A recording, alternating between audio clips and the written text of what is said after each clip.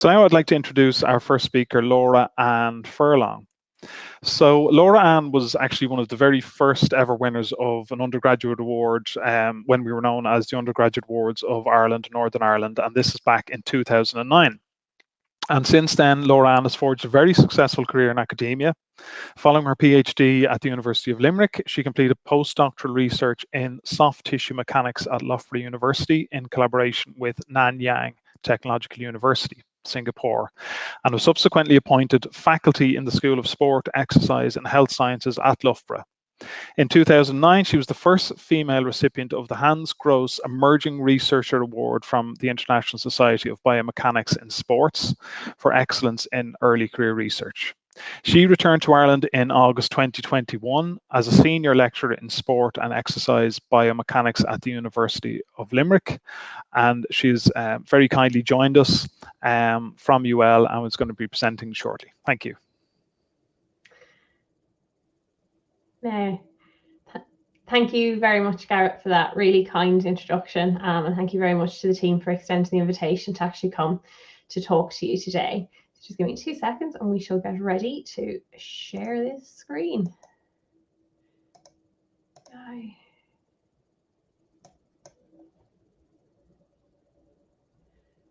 One moment.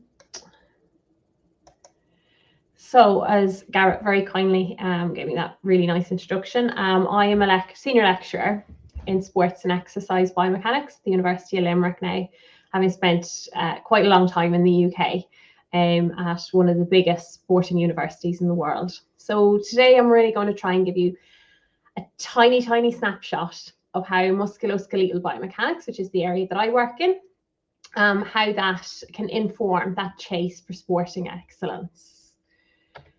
So buildings are something that we're familiar with, no matter what part of the world you're in, okay? No matter the location, there's going to be certain characteristics that are common to every building, okay? So they're all going to have a structure. So the wood and the concrete that form the bare bones and the outline of those buildings. When we move into the building, for the most part, there's going to be a plumbing system, but secondly, there's going to be an electrical system. So something that gives that structure the power to function on a daily basis. And so how each of those components looks might vary as we move all around the world, but for the internal workings, the underlying mechanics that drive that structure on a day-to-day basis, they tend not to. And the human body is really similar to any building. It too has a structure and it too has an internal plumbing and electric system. The area of sports science that I'm working in musculoskeletal biomechanics, very much focuses on the how and the why we move the way we do. And my particular research focuses really on structural and electrical elements of the human body as the factors that underpin the driving of movement. So our human structure comes from bones, muscles, and tendons that essentially make up our frame or our build. And so the size, the strength, and the mechanical properties of each of these can vary substantially between individuals. And what we're going to say is that elite athletes come in all shapes and sizes, be they the 7'1" of Shaquille O'Neal or the 4'8" of Simone Biles. And both of these are considered the greatest athletes of all time in their respective sports of basketball or gymnastics. As we walk around every day, we apply a force to the ground through each leg, and that's about 1.5 to 2 times our body weight every single step. Now, if we look at an elite sprinter, that athlete is taking up to about 8 times body weight on every single step that they take moving down the track. And so that puts into context really the capacity of the structure of an elite athlete to tolerate these huge loads on a regular basis. And those structures are powered by basically a giant electrical circuit where those messages are being transmitted to and from the brain and the musculature, informing each other what's after happening, what's about to happen, and then telling them what needs to happen next in a particular sports situation. An Olympic or a Paralympic medal will represent the pinnacle of any athlete's sporting career, but that success does not come cheap, okay? For the Tokyo Olympic and Paralympic Games, Team GB invested approximately £60 million a year in its athletes across 42 sports, and that returned 65 Olympic medals and 124 Paralympic medals. And the average cost per medal was just under £3.5 million. And that ranged from the 200,000 that they invested in skateboarding up to medals in hockey, in field hockey, that cost £13 million. And that sum of money is reflecting, it's not just financial support to the athletes that are going to the games, but rather the support structures around the athletes and the technologies they require. So the quest for that sporting excellence, two areas that are really relevant are technology development and training. And both of these are the two things that can really impact the structure of an athlete, the structure that the athlete needs to work with, and the electrical circuitry of an individual. I'm going to focus in on this presentation. These are pretty top level, okay? But three specific sporting examples that have been in the media in recent times, and each have a differing volume of scientific certainty related to them. So the first athletes I'm focusing in on are amputees, and specifically lower limb amputees, and they'd be classed as T61 to 64 in the athletics events at the Paralympics. This really powerful image from Canada Paralympics shows the rehab continuum of an individual working through from the instance of amputation through to a return to physical activity. That return to activity requires replacing an element of biological structure with a prosthesis, and that represents a fundamental change in the structure of the lower limb. It requires compensation from other structures, and that could potentially cause in the long term some health issues.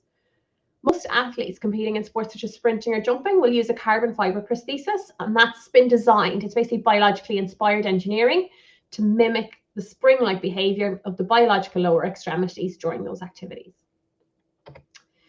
Since the late 2000s, there's been a lot of controversy related to whether athletes with lower limb amputations should be allowed to compete against able-bodied athletes due to this engineering. And so official World Athletics rules prohibit the use of performance assistance, with prostheses specifically addressed in Rule 6.3.4. And that prohibits use of any mechanical aid unless, on the balance of probabilities, the use of an aid would not provide them with an overall competitive advantage over an athlete that's not using an aid. And the reason for that is it being in place, that's fair. But there have been challenges to it, because ultimately no prosthesis can exactly replicate how a real set of muscles and tendons work in a sporting situation. Ultimately, we're replacing a biological structure with variable energy storage capacities and high tendency for fatigue with an artificial material that is highly consistent in terms of energy storage and return. It doesn't fatigue, and that's really trying to match these up is a really, really big engineering challenge. You're probably wondering what ABBA doing here and the world's elite athletes have in common, and in honesty they probably don't have a lot, but it is highly likely the elite athletes will have undergone what's called a motion analysis at some point in their sporting career. So these markers you can see on ABBA, we attach markers to the joints of the body, and then we track these markers as the individual moves during whatever the task of interest. It's hugely, the main driver of this has really been the film industry. It's hugely facilitated refinement of CGI, as well as we use large markers in sport to track each joint.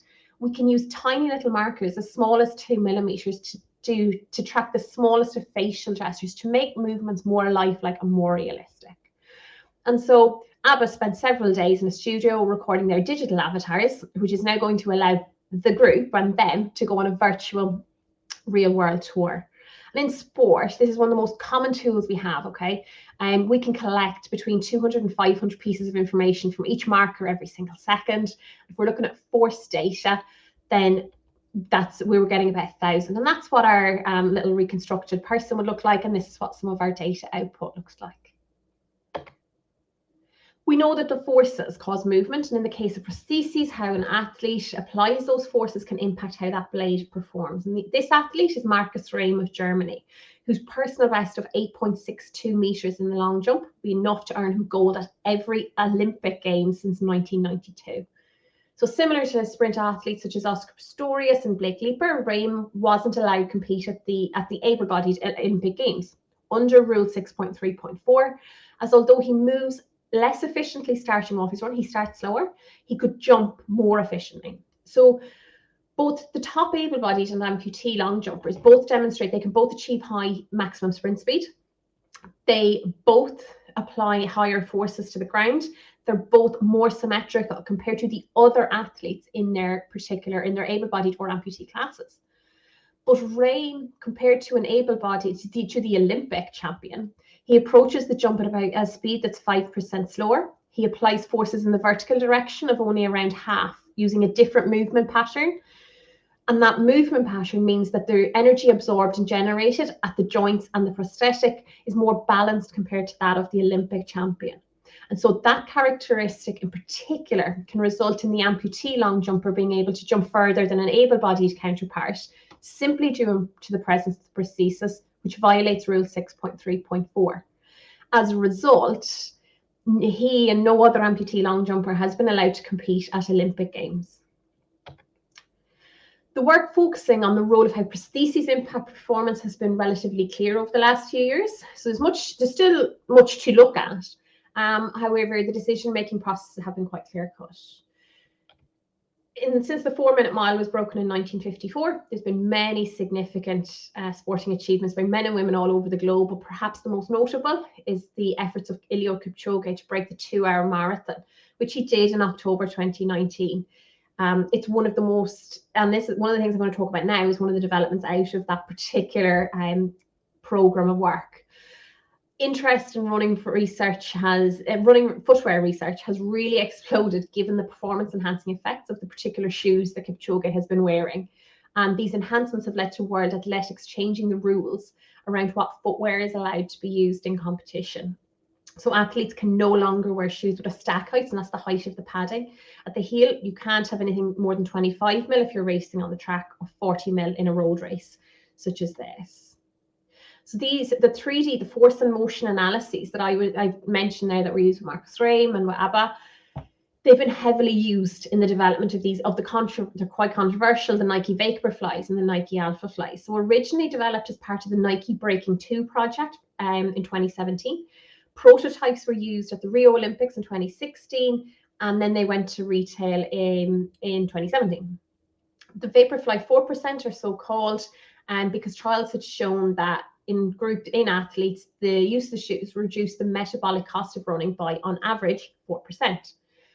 And there's two main features about the shoe that may be causing this change. And one of them is the amount of foam cushioning, the big white bit underneath the heel, and that makes the stack height much taller than the other shoes on the market.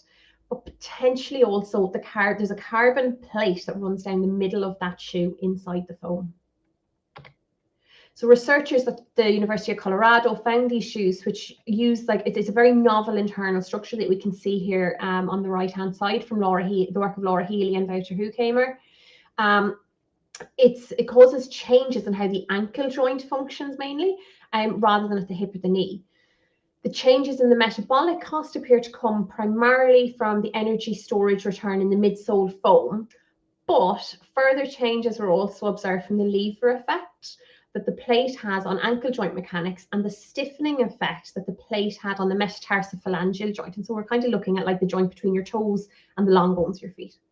And then follow-on work that's just come out in the last 12 months has shown that the plate is primarily acting on, consider them down around your toe joints, but the stiffness of the plate is making very little difference to that performance. And these improvements are hence coming from the interaction of the foam, the shoe geometry, and then something else from the plate other than its stiffness. And so that's looking at the foot, the shoe, the structure, it interacts with our athlete. But electromyography is a tool which measures electrical activation of specific muscles during sporting, which is the data that I've got in front of you here, just sporting task or a clinical task. And so this technique allows us to measure basically the internal electrical circuitry of an individual. It allows us to tell us what muscles are active during a task, when they're active, how their activity relates to one another. And so it gives us a really good mechanistic insight as to how or why things might be working or not. And so what this previous work has shown is while on average muscle activation doesn't change with the inclusion of these plates in shoes, but when you look at the athletes on an individual basis, then some people, ultimately we get the classic responder, non-responder situation. So some people respond to the presence of the plate, some people do not. This consideration of individualization is important when you're working with any athlete, but it also really helps to give us insight into the fact that some people, not every athlete is going to respond well to these shoes. Some don't do well. As time goes on And as industry is continuing to push really the boundaries of what footwear can do for an athlete, the boundaries of what the rules will actually allow, these studies of these internal mechanisms are going to become increasingly important. And so with this area, while there is a particular amount of certainty we have about the effects of prosthetic use, and we have certainty really with the prosthetic use. When it comes to footwear, the jury is still out here. Final area I'm going to very briefly touch on, and one which is highly topical, is the inclusion of intersex or transgender athletes in sport. And you may have heard of these two athletes before. So Caster Semenya of South Africa and Laura Hubbard of New Zealand. So Caster Semenya was born a woman, identifies as female, and is legally female. However, she has a very high testosterone level, and her successes at Olympic and world level to date have been nothing if not controversial. Laura Hubbard from New Zealand was the first openly transgender athlete to compete at the Olympics this year in Tokyo in weightlifting. And it was a really historic moment, actually, when she competed in the women's 87 kg event. The primary questions about allowing intersex and transgender athletes compete primarily in women's sport relate to the circulating hormone levels, because these hormone levels are known to relate to modifications in internal structures. So that's increased muscle mass, increased strength, and could be seen as performance enhancing compared to that observed in cis women. There is very little scientific evidence to guide the decision making in this area. It's a sensitive issue. It's generating a lot of discussion, and it's important discussion to have in terms of it's not just a biology and a physiology and mechanics perspective, but also this is bringing in broader society and ethical considerations. So in the last 18 months, two key pieces of work that have been published on this topic. The prospective work of Wilk et al. Is from the Karolinska Institute in Sweden, the first study of its kind internationally, prospective work. They found in trans women, after a year of hormone therapy, although muscle volume decreased by 5% and the cross-sectional area by 4%, strength levels were still maintained. So we're having these clear changes in structure, but function is being maintained. The review of Harper et al. Found that even after 36 months, whilst the strength and the muscle mass is still lower than would be seen in a typical cis male, they are consistently higher than those of cis women. And these results are really highlighting two issues. Firstly, so there's huge amounts more research that we really need to do, and there's a real need for more longitudinal work in the area. But from a practical perspective, those maintained strength gains even after 3 years do have implications for the involvement of transgender athletes in women's sport. And it's this knowledge of muscle structure and how that muscle is signaled to work via the activation patterns, and hence really how performance is going to be changed, is really key for informing this ongoing debate. And that wraps up my very, very whistle-stop tour of musculoskeletal biomechanics and how that really looking at structure and electrics to look at sporting excellence. We're a discipline that focuses on the how and the why we move as we do. It allows us to interrogate how structure, the circuitry, and the function, how it all interrelates. And I'm hoping that those few examples have highlighted how they've been applied, how they could be applied, but also convey to you the incredible width of the discipline and how much more we still have to do. And so I look forward to taking any questions. Great, thank you, LauraAnne. That was really, really fascinating. And you don't realize how broad the sort of research topic is when you're starting out with talking about the prosthetics and then the footwear developments, and then obviously the issues around gender and that as well. You know, it's a lot to take on, I suppose. So a couple of questions have come in. So just one would be, what would be the development process for new prosthetics? Like, how many development stages would you need to go through before it be used by an elite athlete? Okay, so there would be, so for the elite athletes, they definitely have a bit more of a direct link into the big companies, into the likes of Ottobock and Azor. So they actually tend to work directly with the manufacturer. So there's two elements really with prosthetics and prosthetic fitting. So there's going to be the fitting of the socket, which is done by the prosthesis, and that is a whole set of steps revolving. It looks at like the molding of the socket around the remaining musculature, but that's kind of done, I would say, on a more regular basis, I suppose. In terms of the development of the blades themselves, you're going to have engineers. So you've got kind of the people end of work, which is kind of where I sit, which is where we look at, well, how do the calf muscles function? How do the calf muscles fatigue? How do they behave in like a typical sporting activity? So there's going to be that sort of research going on. But then you've got engineers that are trying to develop the materials to mimic that, which is a huge challenge in itself.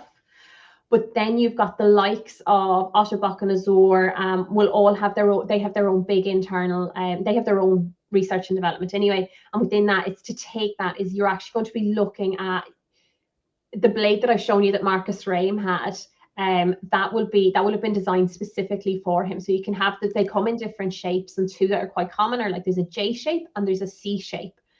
And that will depend, a prosthesis will work with an athlete to look at what they want the blade to do. So depending on whether someone is wanting to sprint or wanting to jump, they have to modify the blade based on that. So they modify the blade mechanics based on the task of interest. And then what we know is that we've worked then with elite athletes that have come with their blades into the lab, and they want to look at how they're interacting with the blade. But then they also want to have that information about, well, how can I get the most out of this blade for me? So there's an awful lot of steps. And I think that, I suppose those examples that's if you're you're an elite athlete, these blades are costing 30,000-40,000 euro. Yeah. That isn't the steps that go through, I guess, when we're working with, I suppose, the everyday amputee, that's kind of the nature of the beast, unfortunately. Yeah. Great. Okay. Thank you, LauraAnne. Now, just time-wise, we one more question, actually, if you don't mind, if you'd answer briefly, and this is from my own personal perspective. You talked about the sort of amount of funding that went into the Special Olympics GB team for Tokyo 2020, and worked out an average cost, I think you said £3.5 million per medal. Yeah. Do you think that's something that should be encouraged, or should other nations look at that model in terms of trying to develop their para athletes, or is that totally over the top in terms of the investment? I'm not too sure what it is for able-bodied athletes, for example. Yeah, so that number refers to the average cost across the two. It is. There needs to be money to get. So the first challenge, particularly, I suppose, from parasport, and there's been so much done. It's been brilliant to see it this year. There's been so much promotion on like RTE and everything on our Irish channels. We've got to start with getting people actually out and into the sports. Is actually like I think our challenge in Ireland is that we've actually got quite a small population anyway. But we actually need to have those role models that younger kids can see, and they can go, I could be like that person. There's someone just like me. So firstly, there's like the support for the athletes we do have. We need money for those, but there needs to be a lot of money put in at grassroots level to actually allow these younger generations to come through. Then you're looking like the money that would be going in from like Sports UK and the National Lottery in the UK. That's when you start that budget actually covers from grassroots through to high performance. Okay. I don't think small nations can afford to compete with that. Like GB is one of they top the medals table, and they're always thereabouts. Whether we can aspire, I don't think we can aspire to that level, but I think that there are certain things we definitely can do, is that investment at grassroots. Things like in the UK, the NHS has only just started to introduce funding for kids to use running prostheses for them. And we don't really have that set up here at the moment. So there's that consideration. We've got like a government and health funding situation, as well as a kind of Department of Sport and Tourism that, there needs to be money going towards the actual governing bodies to help do this and to develop it as well. So it'd be something that'd be really nice to see. But it's definitely like a long 10-year, before London 2012, a lot of para athletes in GB would say London 2012 was the turning point, because suddenly the kids in the UK could see people just like them on the telly. And that was the turning point, because para sport in GB grown massively in that last 10 years. And that's really, every country has to take a step onto that road somewhere. And there's nothing to say that we can't start taking those steps now.